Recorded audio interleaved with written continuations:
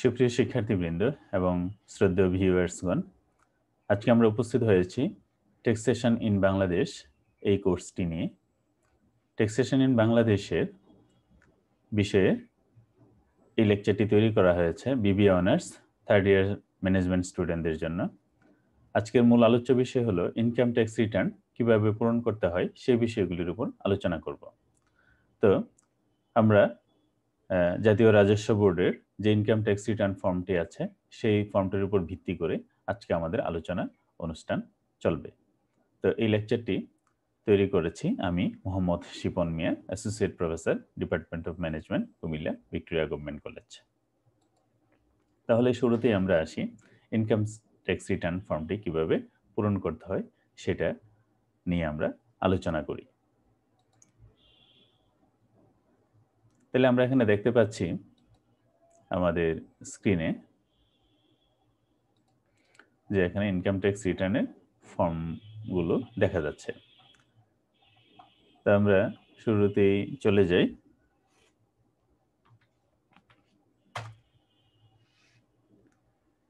জাতীয় রাজস্ব বোর্ড যে ফর্মটি দিয়েছেন করদাতাদের জন্য সেই আয়কর রিটার্ন ফর্মটি হলো আমরা স্ক্রিনে দেখতে পাচ্ছি।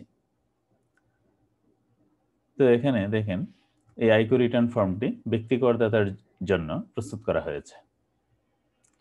তো এখানে এই আয়কর রিটার্ন ফর্মের সাথে আরও রয়েছে তফসিল এ, 24-এর এ, 24-এর বি, 24-এর সি, 24-এর ডি। 24-এর এতে বেতন সংক্রান্ত বিবরণ থাকে, বিতে গৃহ সম্পত্তি আয় সংক্রান্ত বিবরণ, তারপরে 24-এর সিতে ব্যবসা বা পেশা সংক্রান্ত আয়ের বিবরণ, 24-এর ডিতে বিনিয়োগজনিত কর রেয়াত দাবি করলে তার বিবরণ থাকবে। আর এখানে ছবি দিতে হবে, করদাতার যে ছবি সে ছবি। তো আমরা দেখি প্রথমেই কিছু সাধারণ তথ্য রয়েছে। সাধারণ তথ্যগুলো কি? কর বৎসর। তো সুপ্রিয় শিক্ষার্থী, তোমরা জানো কর বৎসর সাধারণত আয় বৎসরের পরবর্তী বছরটি হলো কর বৎসর।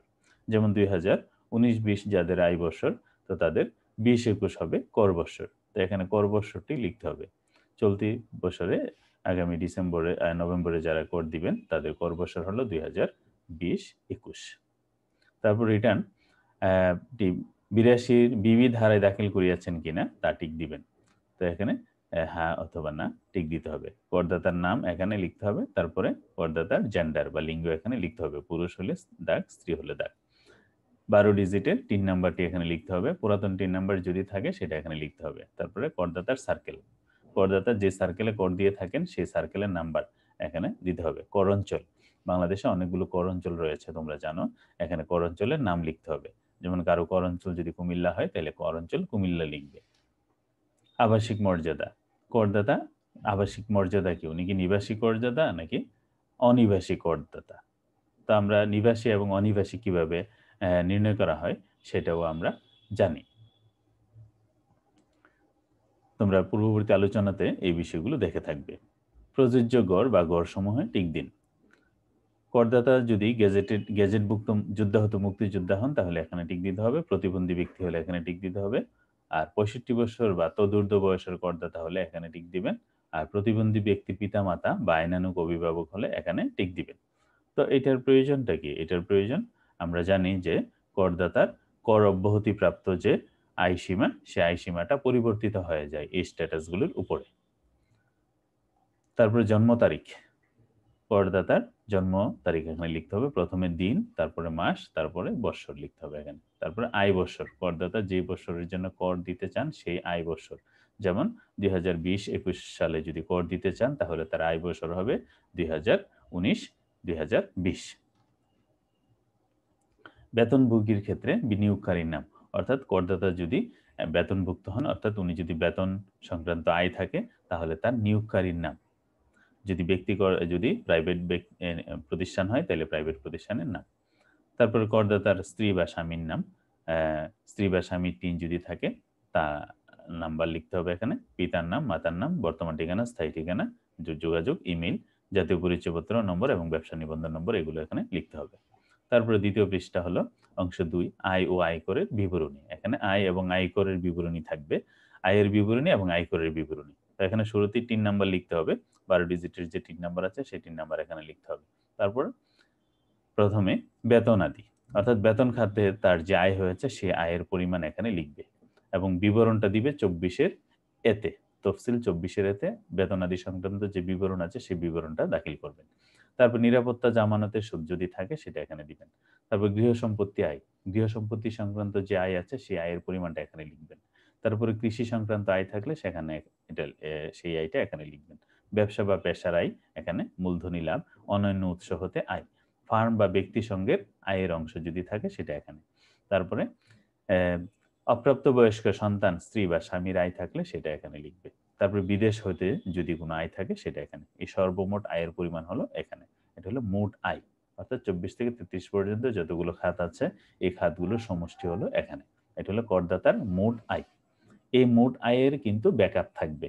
কিভাবে? বিবরণগুলি কিভাবে থাকবে? যেমন 24-এর এতে থাকবে বেতনাদি সংক্রান্ত বিবরণ, 24-এর বিতে থাকবে গৃহ সম্পত্তি থেকে যে আয় আছে সে আয়ের বিবরণ, তারপরে 24-এর সিতে থাকবে ব্যবসা বা পেশা ক্ষেত্র থেকে তার যে আয় হয়েছে সে আয়ের বিবরণ। তারপরে 24-এর ডিতে থাকবে তার যে বিনিয়োগ রেয়াত আছে, এই যে এখানে কর রেয়াত আছে সেই কর রেয়াতের বর্ণনা থাকবে 24-এর ডিতে। তো এগুলো কিভাবে তৈরি করতে হয় সেগুলো আমরা পরবর্তীতে দেখব। তো এখানে মোট আয় কিন্তু একটি গুরুত্বপূর্ণ বিষয়। মোট আয়ের হিসাবটা কিন্তু অন্যান্য যে স্টেটমেন্টগুলো আছে সেই স্টেটমেন্টগুলোর সাথে এটার অবশ্যই মানে মিল থাকতে হবে এবং অ্যাকুরেট হতে হবে।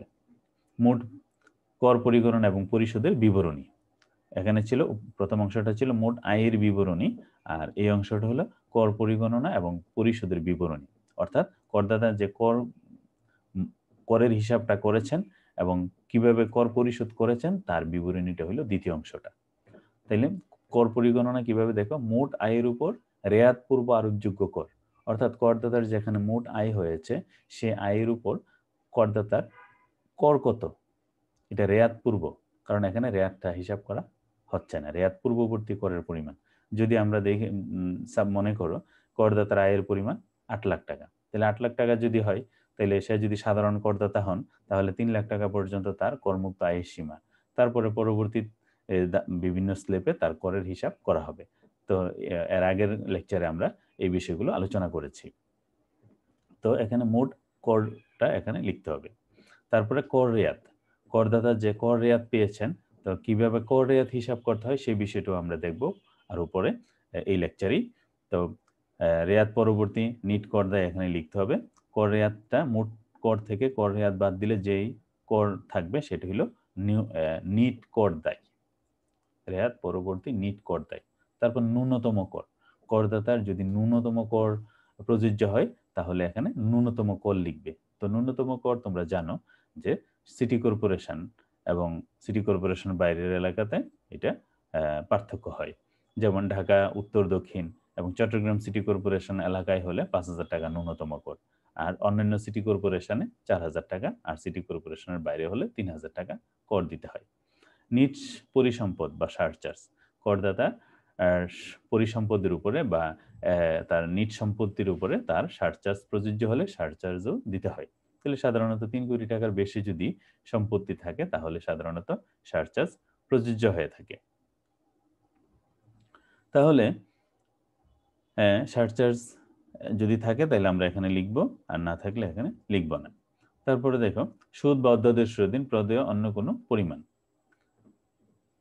তারপরে মোট প্রদেয় কর, করদাতা টোটাল মোট প্রদেয় কর, করদাতার মোট কত টাকা কর দিবে, অর্থাৎ করদাতা এখানে কর তার যে মোট কর আছে মোট কর থেকে কর রেয়াত, সারচার্জ এগুলি যোগ করার পরে এখানে যোগ বিয়োগ আছে, মোট কর থেকে কর রেয়াত বাদ দিতে হবে।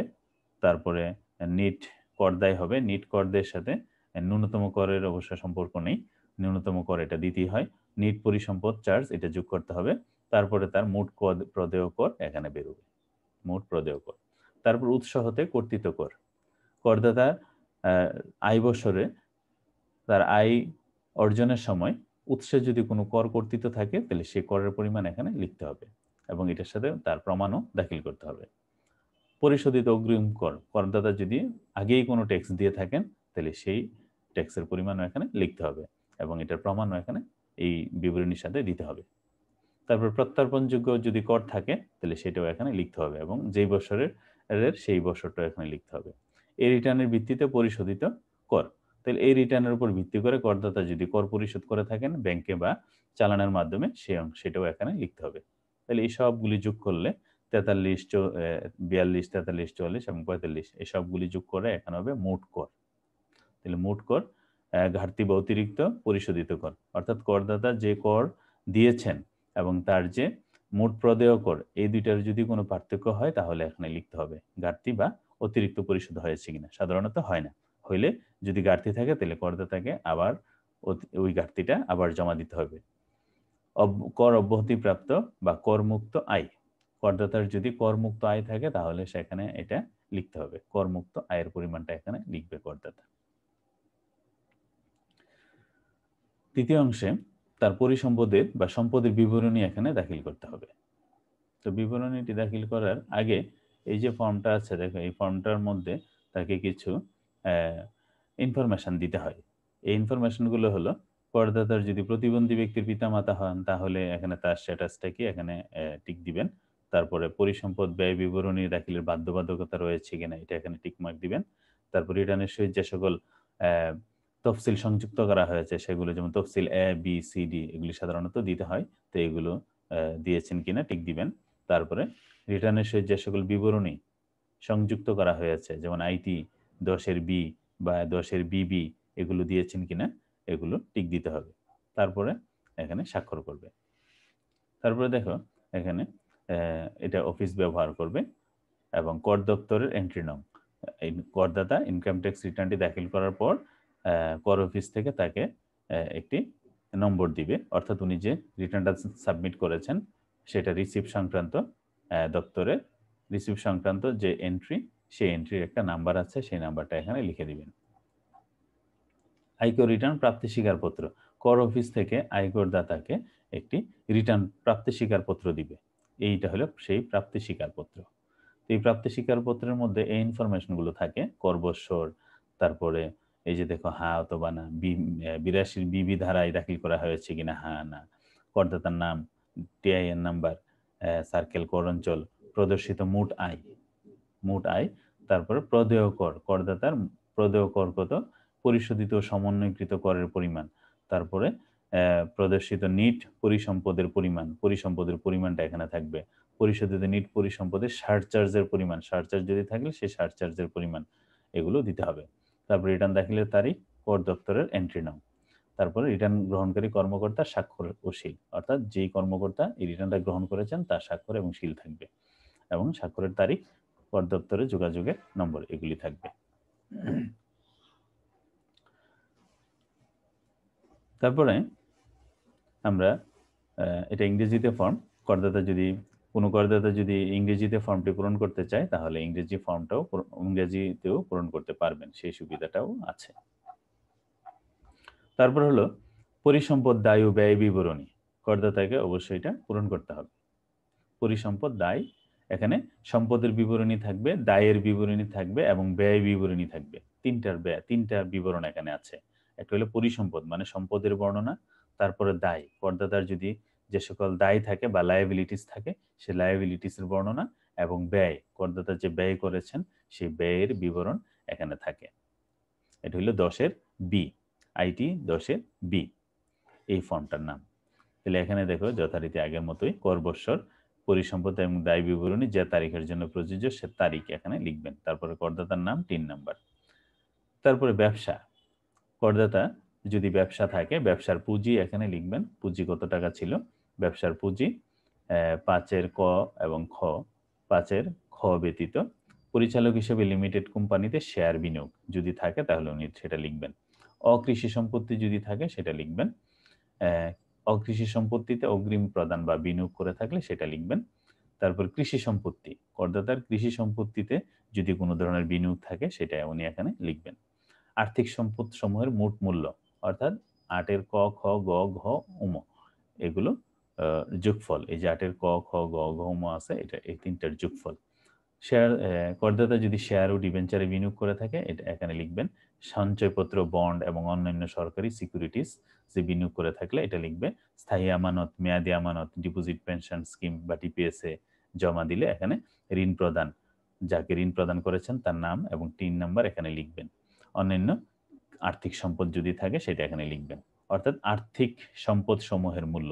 আর্থিক সম্পদ বলতে এখানে এই জিনিসগুলোকে বা এই বিষয়গুলিকে বোঝানো হয়েছে: শেয়ার, ডিবেঞ্চার, সম্পদ, সঞ্চয়পত্র, বন্ড, অন্যান্য সরকারি সিকিউরিটি, স্থায়ী আমানত, মেয়াদি আমানত, ডিপোজিট পেনশন, ঋণ প্রদান, অন্যান্য আর্থিক সম্পদ। এগুলোর যোগফল হলো 8। তাহলে আর্থিক সম্পদের মোট মূল্য। তারপরে 9 হলো মোটরযান। কারো যদি মোটরযান থাকে অর্থাৎ গাড়ি থাকে, তাহলে এই গাড়ির বিবরণ এখানে থাকবে, ব্র্যান্ডের নাম, ইঞ্জিন বা রেজিস্ট্রেশন নাম্বার এবং তার মূল্য এখানে লিখবেন। মোটরযানে তার যে বিনিয়োগ আছে সেটা। তারপরে স্বর্ণালঙ্কার। তো স্বর্ণালঙ্কার সাধারণত গহনা টহনা এগুলো থাকলে এগুলির বিবরণ এখানে মোট পরিমাণটা এখানে লিখবেন। অর্থাৎ স্বর্ণালঙ্কার বা অন্যান্য অলঙ্কারের দাম এখানে লিখবেন, পরিমাণটাও লিখতে হবে এখানে। তারপর আসবাবপত্র, সরঞ্জাম ও ইলেকট্রনিক সামগ্রী সংক্রান্ত যে ইলেকট্রনিক সামগ্রীতে যে মূল্য, তার মূল্য এখানে লিখবেন। উল্লেখযোগ্য মূল্যমানের অন্যান্য সম্পদ যদি থাকে সেটা লিখবেন। অর্থাৎ এই যে আমরা এখানে দেখতেছি এই সবগুলি হলো সম্পদের বিবরণ, করদাতার যে সম্পদ আছে সেই সম্পদ। তারপর 13 নম্বর হলো ব্যবসা বহির্ভূত নগদ অর্থ এবং তহবিল। করদাতার কাছে যে নগদ অর্থ বা তহবিল আছে সেগুলির বর্ণনা এখানে থাকবে। তো নগদ অর্থ বলতে আসলে কি বোঝায়? নগদ অর্থ হলো নোট এবং মুদ্রা, অর্থাৎ নগদ টাকা। তারপরে ব্যাংক, কার্ড এবং অন্যান্য ইলেকট্রনিক মাধ্যমে রক্ষিত অর্থ, অর্থাৎ ব্যাংকে থাকলে সেটাও নগদ অর্থ। তারপরে কার্ডে আমরা যে এটিএম কার্ড ব্যবহার করি বা আমরা যে ক্রেডিট কার্ড, ডেবিট কার্ড ব্যবহার করি, এগুলিও বা অন্যান্য ইলেকট্রনিক মাধ্যমে কারো যদি বিকাশে টাকা থাকে সেটাও কিন্তু এখানে আসবে। ভবিষ্যৎ তহবিল এবং অন্যান্য তহবিলে যে অর্থ আছে, অন্যান্য ডিপোজিট, স্থিতি এবং অগ্রিম এগুলোতে। তাহলে এগুলো হলো ব্যবসা বহির্ভূত নগদ অর্থ এবং তহবিল। তারপর হলো গ্রোস সম্পদ। এতক্ষণ 5 থেকে 13 পর্যন্ত, এই যে 13 পর্যন্ত যে সম্পদ আছে সেই সম্পদের টোটাল যোগফল হলো এখানে 14। গ্রোস সম্পদ অর্থাৎ মোট সম্পত্তির পরিমাণ, করদাতার কর বছরে যে মোট সম্পত্তি সেই মোট সম্পত্তির পরিমাণটা এখানে লিখতে হবে। তারপরে কর বহির্ভূত দায়, ব্যবসা বহির্ভূত দায়। তো করদাতার যে দায় আছে, ব্যবসার বাইরে যে দায় আছে সেই দায়ের পরিমাণটা এখানে লিখতে হবে। কি কি দায়? দায়ের এখানে ডেফিনেশন হলো ব্যাংক এবং অন্যান্য আর্থিক প্রতিষ্ঠানের ঋণ, জামানতবিহীন ঋণ, তারপরে অন্যান্য দায় ও ওভারড্রাফট। ওভারড্রাফট কি তুমি যারা জানো, তো এই দায়গুলোর হিসাব এখানে দিবে, পরিমাণটা এখানে লিখবে। তাহলে এটা হবে ব্যবসা বহির্ভূত দায়। তারপর হলো নিট পরিসম্পদ। নিট পরিসম্পদ কি? নিট পরিসম্পদ হলো মোট যে পরিসম্পদ আছে অর্থাৎ গ্রস সম্পদ আছে, এই গ্রসটা থেকে তার যে দায় আছে এই দায়টার বিয়োগফলটা হলো নিট পরিসম্পদ। তাহলে তোমাদেরকে যদি জিজ্ঞেস করা হয় যে নেট অ্যাসেট বলতে কি বোঝায়, তো নেট অ্যাসেট হলো গ্রস সম্পদ বিয়োগ ব্যবসা বহির্ভূত দায় বা দায়, এই দুইটা বিয়োগফলই হলো নিট পরিসম্পদ। এই নিট পরিসম্পদের পরিমাণটা কিন্তু এখানে ভালো করে খেয়াল করে এখানে লিখতে হবে। তারপর বিগত আয় বছরের শেষ তারিখে নিট পরিসম্পদ, করদাতার পূর্ববর্তী বছরে যে নিট পরিসম্পদ উল্লেখ করেছে সেই নিট পরিসম্পদের পরিমাণ এখানে লিখতে হবে। যে পূর্ববর্তী বছরে, এই যে বিগত আয় বছরের শেষ তারিখে নিট সম্পদের পরিমাণ। তাহলে এই চলতি বছরের নিট পরিসম্পদ আর বিগত বছরের নিট পরিসম্পদের যে পার্থক্য, সেই পার্থক্যটা এখানে লিখতে হবে। সাধারণত অনেকে এই জায়গাটার মধ্যে জটিলতার সৃষ্টি করে থাকেন এবং জটিলতায় পড়ে থাকেন। তো এই বিষয়টা এখানে খেয়াল করে এই বিষয়টা ভালো করে পূরণ করতে হবে। নিট পরিসম্পদের পরিবর্তন, এই নিট সম্পদের পরিবর্তনটাকে কিন্তু আবার এই পরিবর্তনটা কিন্তু বিভিন্ন বিষয়ের সাথে, তার সারা বছরের চলতি বছরের যে আয় আছে, তারপরে তার যে সঞ্চয় আছে, খরচ আছে, এই সবগুলির সাথে কিন্তু এটার সম্পর্ক রয়েছে। এই জন্য এটা একটু খেয়াল করে ভালো করে পূরণ করতে হবে, নিট পরিসম্পদের পরিবর্তন। তারপর আয় বছরে অন্যান্য তহবিলের বহিঃপ্রবাহ, করদাতা যে সকল খরচ করেছেন বা উনি যে খাতগুলোতে খরচ করেছেন, যেমন জীবনযাপন এবং কর, ভ্যাট, এগুলি বাবদ উনি বিভিন্ন জায়গাতে খরচ করেছেন, এই খরচগুলির বিবরণ এখানে, খরচগুলির পরিমাণ এখানে থাকবে। তারপরে এগুলি ছাড়া এখানে বাৎসরিক জীবনযাপন ব্যয় এবং পরিশোধিত কর ছাড়া অন্যান্য যে সকল ক্ষতি আছে, ব্যয় আছে, সেগুলো এখানে লিখবেন। তারপরে উপহার দান ও চাঁদা সংক্রান্ত যে খরচ আছে সেটা উনি এখানে লিখবেন। তাহলে এই সবগুলোর যোগফল হলো নিট সম্পদের পরিবর্তন প্লাস আয় বছরের যে অন্যান্য তহবিলের বহিঃপ্রবাহ মানে ক্যাশ আউটফ্লো। তো এই ক্যাশ আউটফ্লো গুলো যেগুলো হয়েছে সেগুলির যোগফল এখানে লিখবেন 18 এবং 19। এটা হলো আয় বছরের তহবিলের মোট বহিঃপ্রবাহ এখানে। তারপর অর্জিত তহবিল সমূহ, অর্জিত অর্থাৎ করদাতার যে সকল তহবিল অর্জন করেছেন অর্থাৎ ক্যাশ ইনফ্লো হয়েছে সেগুলোর বিবরণ। এই 21-এর ক, খ এবং গ এই তিনটার যোগফল। প্রদর্শিত রিটার্ন আয়, করদাতা রিটার্নে যে আয় প্রদর্শন করেছেন, আমরা যেটা মোট আয়ে দেখেছি সেটা হলো প্রদর্শিত রিটার্ন আয়। এই প্রদর্শিত রিটার্ন আয়ের সাথে কর অব্যাহতি প্রাপ্ত ও করমুক্ত আয়, করদাতার যে আয়গুলো কর অব্যাহতি ছিল, যেমন বিভিন্ন ধরনের ভাতা সরকারি চাকরিজীবীদের ক্ষেত্রে এবং বিভিন্ন ধরনের যে করমুক্ত আয় আছে সেগুলো এখানে লিখবেন। অন্যান্য উৎস হতে যদি প্রাপ্তি থাকে সেটাও এখানে লিখবেন। হ্যাঁ, তারপরে তহবিলের ঘাটতি যদি থাকে, অর্থাৎ এখানে যে আয় বছরে তহবিলের মোট বহিঃপ্রবাহ 18 এবং 19-এর যোগফল হলো 20-এ, আর এই 21টা হলো করদাতার অর্জিত তহবিল। তো এই করদাতার অর্জিত তহবিল এবং অর্থের এইটা দেখো, এটা হলো ক্যাশ ইনফ্লো আর এটা হলো ক্যাশ আউটফ্লো। তাহলে ইনফ্লো এবং আউটফ্লোর মধ্যে যদি পার্থক্য, এই যে 21 থেকে 20-এর যে পার্থক্য সেটা এখানে লিখতে হবে যদি থাকে। তো সাধারণত হিসাবটা যদি সঠিক হয় তাহলে সাধারণত ঘাটতি থাকে না, সমান হয়ে যায়, নীল হয়ে যায় ঘাটতি। তারপর করদাতাকে এখানে ডিক্লারেশন দিতে হবে যে তিনি যে বর্ণনাটা দিয়েছেন সে বর্ণনাটা সঠিক। তারপরে আসো তফসিল 25। তফসিল 25-এ কি থাকে?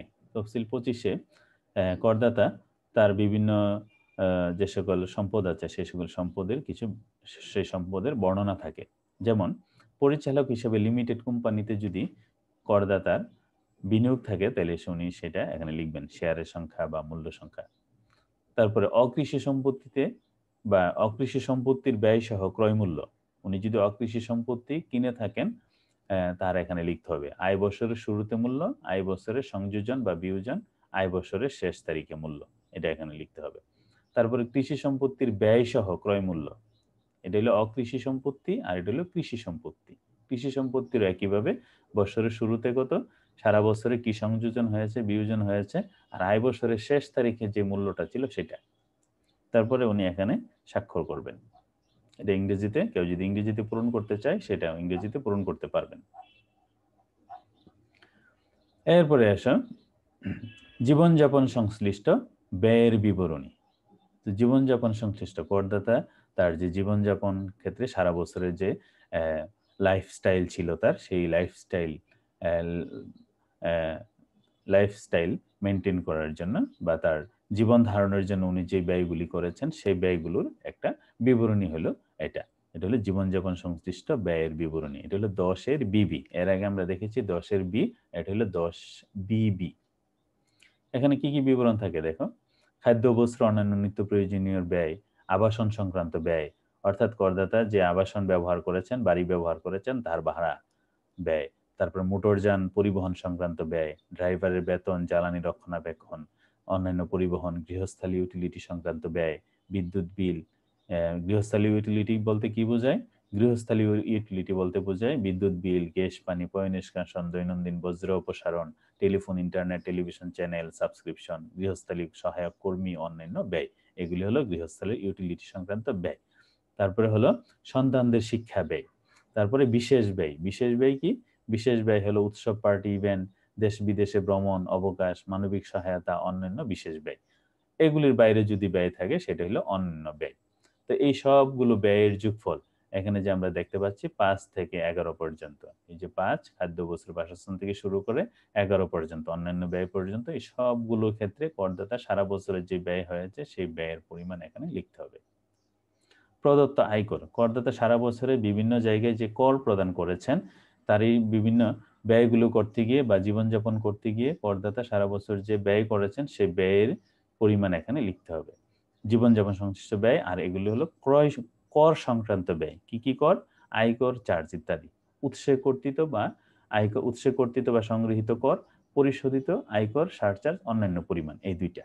তাহলে মোট ব্যয় এবং কর 12 এবং 13, এখানে মোট ব্যয় আর মোট কর এই দুইটার যোগফল হবে এখানে মোট ব্যয় এবং মোট কর। এটাও কিন্তু ইম্পর্ট্যান্ট একটা ফিগার। এই ফিগারটাও কিন্তু অন্য জায়গাতে এই ফিগারটার ইমপ্লিকেশন আছে, তো এটাও কিন্তু সতর্কতার সহিত লক্ষ্য রাখতে হবে। তারপর এখানে সার্টিফিকেট দিবেন। যদি ইংরেজিতে করতে চাই ইংরেজিতেও করতে পারবেন। এরপরে দেখো বেতন খাতের 24-এর এ আমরা দেখেছি উপরে যে আমাদের আরো 4টা ফর্ম পূরণ করতে হবে। একটা হলো 24-এর এ, 24-এর বি, 24-এর সি এবং 24-এর ডি। তো 24-এর এতে কি থাকে? 24-এর এ থাকে বেতন আয়ের বিবরণ, অর্থাৎ করদাতা যদি চাকরিজীবী হন তাহলে তার যে বেতন খাতে আয় হয় সে আয়ের বিবরণগুলো থাকবে 24-এর এতে। তো কি কি বিবরণ থাকে দেখো এখানে কলামগুলি দেখো। বিবরণ: মূল বেতন, বিশেষ বেতন, মহার্ঘ ভাতা, বাড়ি ভাড়া ভাতা, চিকিৎসা ভাতা, বিভিন্ন ধরনের ভাতা এবং অন্যান্য বিবরণ থাকে। তারপরে দেখো এখানে 3টা কলাম আছে। পরিমাণ: কর অব্যাহতিপ্রাপ্ত, নিট করযোগ্য। অর্থাৎ মূল বেতন আমরা জানি যে মূল বেতন যেটা সেটাতে কোনো কর অব্যাহতিপ্রাপ্ত নেই, তাহলে পুরোটাই কি নিট করযোগ্য। বিশেষ বেতন যদি থাকে তাহলে সেটা, বকেয়া বেতন থাকলে, মহার্ঘ ভাতা, পরিমাণ কর অব্যাহতি যদি থাকে নাই, বাড়ি ভাড়া ভাতা। তো আমরা জানি যে বাড়ি ভাড়া ভাতাতে সাধারণত কর অব্যাহতি থাকে না সরকারি কর্মচারীদের ক্ষেত্রে। তো কিছু কিছু ভাতা আছে যেগুলোতে কর অব্যাহতিপ্রাপ্ত সীমা থাকে। তো বিশেষ বাড়ি ভাড়া ভাতা বা চিকিৎসা ভাতা যারা বেসরকারি কর্মচারী বা কর্মজীবী আছেন তাদের ক্ষেত্রে কর অব্যাহতিপ্রাপ্তর একটা সীমা আছে। তোমরা পূর্ববর্তী লেকচারগুলো ভালো করে যদি দেখে থাকো তোমরা সেখানে বেতন খাতের আয় বিবরণী নির্ণয়ের সময় কিভাবে নির্ণয় করতে হয় সেখানে কিন্তু এই বিষয়গুলি বর্ণনা করা হয়েছে। চিকিৎসা ভাতার ক্ষেত্রে কর অব্যাহতিপ্রাপ্ত কত বা উৎসব ভাতার ক্ষেত্রে কর অব্যাহতিপ্রাপ্ত কত, এগুলো কিন্তু বলা আছে সেখানে। তো কর অব্যাহতিপ্রাপ্ত সীমাটা পরিমাণ থেকে বাদ দিলে যেটা থাকবে সেটা হলো নিট করযোগ্য। তো সরকারি কর্মচারীদের ক্ষেত্রে বাড়ি ভাড়া ভাতা, চিকিৎসা ভাতা, উৎসব ভাতার উপর কর দিতে হয়। তারপরে ছুটি ভাতা, সহায়ক কর্মচারী, কিছু কিছু অন্যান্য ভাতার উপরে কি কর দিতে হয় না, কর অব্যাহতিপ্রাপ্ত থাকে। তো এখানে বেতন সংক্রান্ত তার যে আয় আছে এই আয়গুলো এখানে উল্লেখ করতে হয়। দেখো এখানে স্বীকৃত ভবিষ্যৎ তহবিলের অর্জিত সুদ, তারপরে যানবাহন সুবিধার জন্য বিবেচিত আয়, বিনামূল্যে সজ্জিত বা অসজ্জিত বাসস্থানের জন্য বিবেচিত আয়, অন্যান্য আয় যদি থাকে এখানে লিখতে হবে। তাহলে তারপরে স্বাক্ষর করবে। তাহলে 24-এর এ গেল। 24-এর একে বেতন সংক্রান্ত যে বিবরণ আছে সেই বিবরণটা লিখতে হবে। তোমরা ইনকাম ট্যাক্সের প্রবলেম সলভ করতে গিয়ে বেতন খাতে যে আয় আছে সেই আয়টা তোমরা নির্ণয় করো, কিন্তু ইনকাম রিটার্নে কিভাবে এই আয়টা প্রদর্শন করতে হয় সেটা এই ফরম্যাটের মাধ্যমে কিন্তু তোমরা সেটা দেখেছো। বেতন খাতের যে আয় আছে সেই আয়টা এই ফরম্যাটের মাধ্যমে কিন্তু তোমাদেরকে হিসাব করতে হবে যখন তোমরা ইনকাম ট্যাক্সের রিটার্ন জমা দিতে যাবে। তারপরে 24-এর বিতে দেখো। 24-এর বিতে হলো গৃহ সম্পত্তির খাতে আয় থাকলে, গৃহ সম্পত্তির খাতে আয় থাকলে এই 24-এর বি পূরণ করবে। আর যাদের গৃহ সম্পত্তির খাতে আয় নেই তাদের জন্য এটা প্রযোজ্য নয়। তাহলে এটাও ঠিক আগের মতোই কর বৎসর, টিআইএন লিখতে হবে, গৃহ সম্পত্তির ঠিকানা এগুলো লিখতে হবে। তারপরে দেখো এখানে মোট আয়তন, অর্থাৎ গৃহ সম্পত্তিটার মোট আয়তন কত, করদাতার অংশ কত, করদাতা যদি সেটা আংশিক মালিকানা হন কত অংশের মালিকানা সেটা কিন্তু এখানে লিখতে হবে। তারপরে দেখো এখানে গৃহ সম্পত্তির আয়ের এখানে বিবরণ দিতে হবে। বার্ষিক আয়, গৃহ সম্পত্তির তথ্য থেকে করদাতার বার্ষিক আয় কত সেটা এখানে লিখতে হবে। তারপরে কোন কোন ব্যয়গুলো বিয়োজন সমূহ, অর্থাৎ এই গৃহ সম্পত্তি থেকে আয়টা এখানে লেখার পরে এই গৃহ সম্পত্তি খাতে করদাতার যে ব্যয় হয়েছে সারা বছর এই ব্যয়ের পরিমাণগুলো এখানে লিখতে হবে। এই ব্যয়গুলো হলো অনুমোদনযোগ্য ব্যয়, অর্থাৎ গৃহস্থালী সম্পত্তি আয়ের ক্ষেত্রে এই ব্যয়গুলো সরকার এই ব্যয়গুলো অনুমতি দিয়েছে যে এই ব্যয়গুলো তার আয় থেকে বাদ দিতে পারবে। যেমন মেরামত আদায়, পৌর কর এবং স্থানীয় কর, ভূমি রাজস্ব, ঋণের উপর সুদ, অর্থাৎ ঋণ করে যদি উনি গৃহ সম্পত্তিটি অর্জন করে থাকেন তাহলে সেই ঋণের উপর সুদ, বন্ধকি বা মূলধনী চার্জ যেটা হোক এটা বাদ দিতে পারবেন। বীমা কিস্তি, গৃহ সম্পত্তি খালি থাকার কারণে উনি যে ভাড়া পান নাই সেটার জন্য দাবিকৃত রেয়াত, অন্যান্য যদি থাকে সেটা। তো এগুলো হলো অনুমোদনযোগ্য ব্যয়। তো অনুমোদনযোগ্য ব্যয় এগুলি ছাড়া কিন্তু অনুমোদনযোগ্য ব্যয় তুমি ইচ্ছা মতোই বাদ দিতে পারবে না। তারপরে গৃহ সম্পত্তি খাতে আয়, এখানে বার্ষিক আয় থেকে এই খরচ সমূহ বাদ দিলে যেটা থাকবে সেটি হলো গৃহ সম্পত্তি খাতে আয়। আর করদাতা যদি আংশিক মালিকানা হন তাহলে আংশিক মালিকানায় কত আয় হয়েছে সেটা এখানে লিখতে হবে।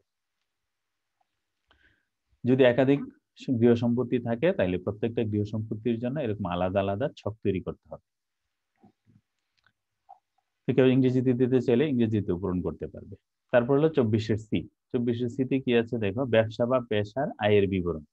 কোনো ব্যক্তির বা করদাতার যদি করদাতার যদি ব্যবসা থাকে বা পেশাজীবী হননি, তাহলে তাকে এই 24-এর সি পূরণ করতে হবে। তাহলে 24-এর সি পূরণ করার ক্ষেত্রেও দেখো এখানে আগের মতোই তার পেশা সংক্রান্ত বিভিন্ন ইনফরমেশন এখানে দিতে হবে তাকে। যেমন ব্যবসা যদি হয়, বিক্রয় বা টার্নওভার কত সেটা লিখতে হবে, গ্রস মুনাফা অর্থাৎ মোট মুনাফা কত সেটা লিখতে হবে, এবং প্রশাসনিক সাধারণ বিক্রয়জনিত অন্যান্য ব্যয় সমূহ এখানে লিখবে, নিট মুনাফার পরিমাণটা এখানে লিখবে। এছাড়া তার যে ব্যালেন্স শিট আছে, বাৎসরিক যে ব্যালেন্স শিট আছে, সেই ব্যালেন্স শিট থেকে এই ইনফরমেশন গুলো পূরণ করবে, যেমন নগদ ব্যাংকে জমা, মজুদ, স্থায়ী সম্পত্তি, অন্যান্য সম্পদ সমূহ, মোট সম্পদ, প্রারম্ভিক মূলধন, নিট মুনাফা, আয় বছর উত্তোলন, সমাপনী মূলধন, দায় সমূহ, মোট মূলধন এবং দায় সমূহ, এই হিসাবটা এখানে দিতে হবে তাকে।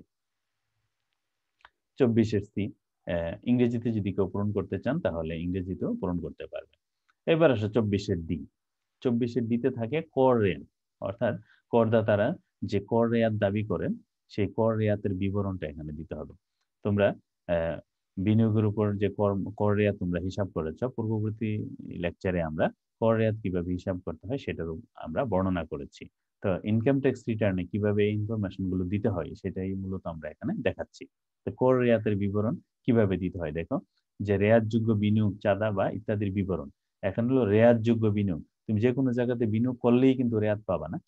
রেয়াত পাওয়ার জন্য তোমাকে কিছু সুনির্দিষ্ট জায়গায় বিনিয়োগ করতে হবে, তাহলেই তুমি কর রেয়াত দাবি করতে পারবে। যেমন জীবন বীমার প্রিমিয়াম, ডিপোজিট পেনশন স্কিমে চাঁদা, এবং অনুমোদনযোগ্য সীমার অতিরিক্ত নাহি, অনুমোদনযোগ্য এর বেশি যদি বিনিয়োগ করে তাহলে কিন্তু কর রেয়াত পাবে না। যেমন আমরা জানি বছরে 60,000 টাকার বেশি হলে কিন্তু এই বেশিটার উপর কিন্তু আর রেয়াত পাবে না। সাপোজ একজন ব্যক্তির কর রেয়াত সীমা হলো সাপোজ 70,000 টাকা, তাহলে 70,000 টাকার উপরে কিন্তু কর রেয়াত পাবে না, কর রেয়াত পাবে 60,000 টাকার উপরে, কারণ 60,000 টাকা হচ্ছে অনুমোদনযোগ্য সীমা।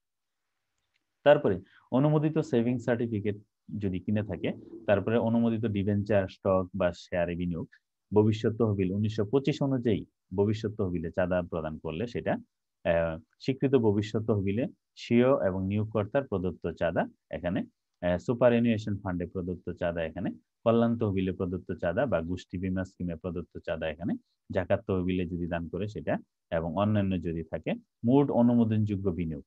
তাইলে এই যে অনুমোদনযোগ্য ক্ষেত্রগুলিতে যে বিনিয়োগ করেছে তার মোট অনুমোদনযোগ্য বিনিয়োগ, এটাই হলো তার প্রকৃত বিনিয়োগ, এই প্রকৃত বিনিয়োগ। তো রেয়াতটা কিভাবে হিসাব করে দেখো, যে মোট অনুমোদনযোগ্য বিনিয়োগের পরিমাণ, এই যে 13 এখানে লিখতে হবে, 13তে মোট অনুমোদনযোগ্য বিনিয়োগ, এটা কত 14 ক। তারপরে 14 খতে লিখতে হবে মোট আয়ের, করদাতা যে মোট আয় প্রদর্শন করেছে সেই মোট আয়ের 25%, মোট আয়ের 25% এখানে লিখতে হবে। তারপরে এই যে 1.5 কোটি টাকা, তাহলে কয়টা হলো, এই 14 রেয়াতের জন্য অনুমোদনযোগ্য পরিমাণ হলো 14 এর ক, খ, গ, এই তিনটির মধ্যে যেটি কম। তাহলে 14 কতে হলো প্রকৃত বিনিয়োগ, যেটা আমরা এখানে হিসাব করেছি। তারপরে 14 এর খতে হলো মোট আয়ের 25%, যেটা মোট আয় যেটা করদাতা প্রদর্শন করেছেন সেটার 25% এখানে দেখাবেন। তারপরে 14 এর ঘতে হলো 1.5 কোটি টাকা। এই তিনটার মধ্যে যেটা কম সেইটার 15%, সাধারণত 15% করদাতা কর রেয়াত দাবি করতে পারেন। তাহলে এই কর রেয়াত এখানে উনি দাবি করবেন, এই যত কর রেয়াত দাবি করবেন সেই কর রেয়াতের পরিমাণ এখানে লিখতে হবে। তাহলে এইভাবেই কর রেয়াতটা হিসাব করা হয়। তাহলে করদাতার যে মোট কর হবে, যে কর দায় হবে, সেই কর দায় থেকে রেয়াত বাদ দিলে যে কর দায়টা থাকে সেই কর দায়টাই করদাতাকে অবশ্যই পরিশোধ করতে হয়।